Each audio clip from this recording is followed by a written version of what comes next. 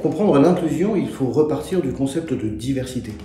La diversité en entreprise, c'est un peu comme la liste des instruments de musique qui composent un orchestre symphonique. Dans cet orchestre, il y a beaucoup d'instruments, très différents les uns des autres. Certains sont en plus grand nombre que d'autres. Il peut y avoir 8 violons pour un seul piano. Mais vous voyez que la diversité, ça n'est que la liste, la juxtaposition de ces instruments.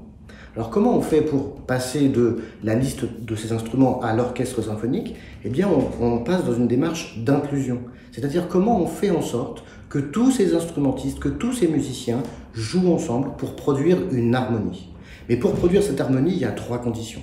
Au niveau individuel, il faut des partitions. Il faut que chaque musicien sache qui il est, comment il joue, quel est son rôle, exactement comme dans l'entreprise. Ensuite, au niveau interpersonnel, quiconque a fait de la musique sait qu'il faut s'écouter. Donc il faut être capable de jouer au diapason des gens qui sont autour. Donc il faut du respect, de la tolérance et de la bienveillance. Et enfin, il faut un chef d'orchestre, une personne qui pilote l'ensemble pour en faire un tout cohérent et cohésif. L'inclusion, c'est mettre en musique l'ensemble des diversités dans l'entreprise avec 2 objectifs. Le premier, c'est le bien-être individuel, que chacun trouve sa place et soit heureux d'être là. Et le deuxième, c'est la performance collective, c'est-à-dire la production d'une harmonie.